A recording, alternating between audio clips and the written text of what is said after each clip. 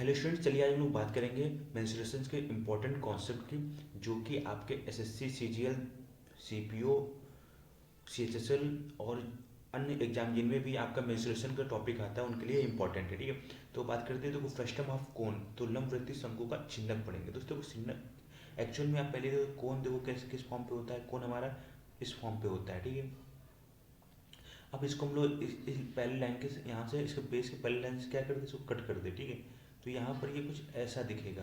तो इसका फिगर कुछ आप ड्रॉ करेंगे तो ये समथिंग ऐसा दिखने लगता है। ठीक है,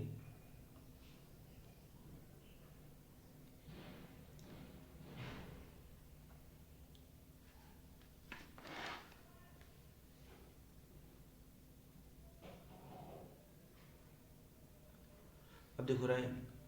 अब यहाँ पर देखो, ये जो हमारी है इसको बोलते हैं R1 बोलते हैं। इतनी जो लंबाई है इसको क्या बोलते हैं, R1। ठीक है, और यहाँ से लाइन ड्रॉ करते हैं तो ये जो लंबाई होगी यहाँ पर इसको बोलते हैं R2 बोलते हैं। और ये हमारी है L है और ये क्या है, H है। ठीक है, तो जो इसका चलिए देखते हैं, इसके फॉर्मूले देखते हैं। ठीक है, तो अगर फॉर्मूले देखने से पहले इसको हम लोग देखें इसको कैसे कट किया गया था और इसको कैसे आपको रिप्रेजेंटेशन देना है। देखो,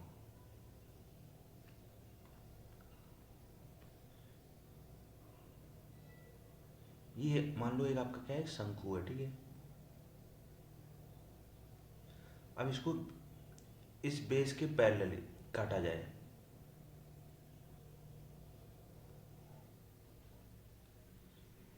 तो देखो रहा है, ये यहाँ पर ये हाइट हो जाएगी इसकी।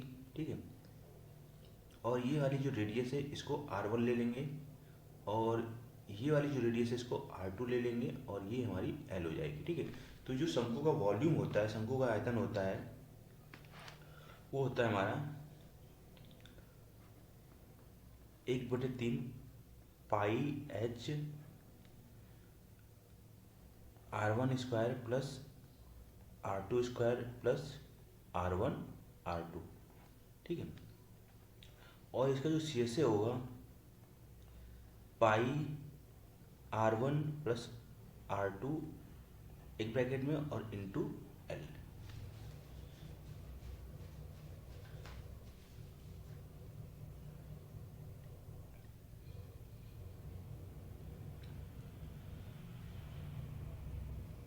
अब बात करेंगे इसके TSA की। देखो TSA अपन में क्या है, TSA देखो एक्चुअल में CSA प्लस इसके दो आपके बेस हैं। ठीक है, एक ये बेस हो गया, मैं इसको अगर पेन चेंज करता हूँ तो इसका एक बेस क्या हो गया, एक बेस तो ये हो गया। ठीक है, और दूसरा बेस हमारा ये हो गया।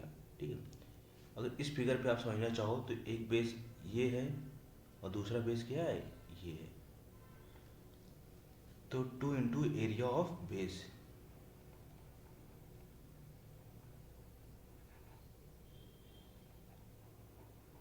तो CSA तो अभी निकाल चुके हैं, क्या है, पाई R1 plus R2 into L plus. अब देखो, अब यहाँ पर क्या है, एरिया ऑफ बेस यहाँ पर 2 है, तो पहले वाले के लिए क्या होगा, पाई R1²। सर्कल का एरिया क्या होता है, पाई R1² तो पहले के लिए पाई R1², दूसरे के लिए पाई R2²। ठीक है, इसको यहाँ पर एक पाई R2²।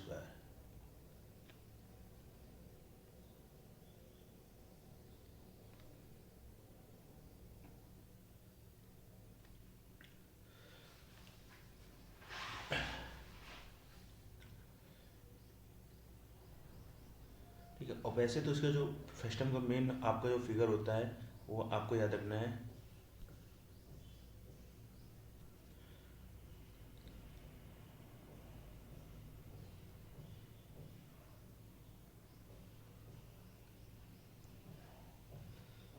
ये फिगर होता है। ठीक है,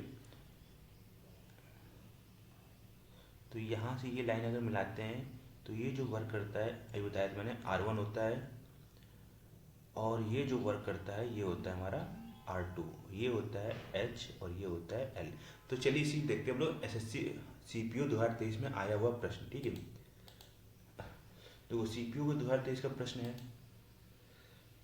कह रहा है कि 45 सेंटीमीटर ऊंचे एक ठोस लंबवृत्ताकार शंकु के छिन्नक के सिरों की त्रिज्या 28 सेंटीमीटर है और 7 सेंटीमीटर है। यदि इस छिन्नक को पिघलाकर ठोस लंबवृत्ताकार बेलन बनाया जाए तो इसके आधार की त्रिज्याएं और ऊंचाई का अनुपात 3:5 है। तो इस बेलन का वक्रपृष्ठ क्षेत्रफल सेंटीमीटर स्क्वायर में ज्ञात कीजिए। देखो ये आपके ऑप्शन दिए हुए हैं। तो अब यहाँ पर है कि छिन्नक को पिघलाकर बेलन बनाया जा रहा है, तो जो छिन्नक का वॉल्यूम होगा उसको हम लोग VF बोलते हैं, वॉल्यूम।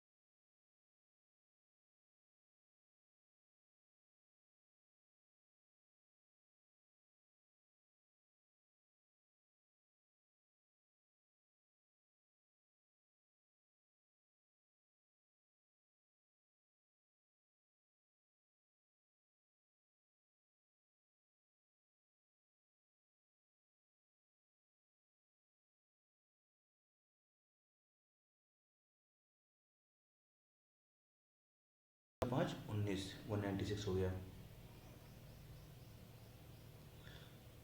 इंटू 15 इक्वल में देखो क्या है, ये इसको सॉल्व करेंगे तो ये जाएगा 9x² इंटू 5x। इसको काटेंगे 5 3 जा 15, इसको काटेंगे तो ये 3 हो जाएगा।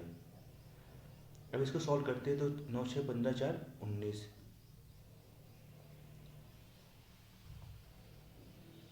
अब देखो ये 19 हो गया भाई, 20 4 24 और 24 8 32 70 102 हो गया।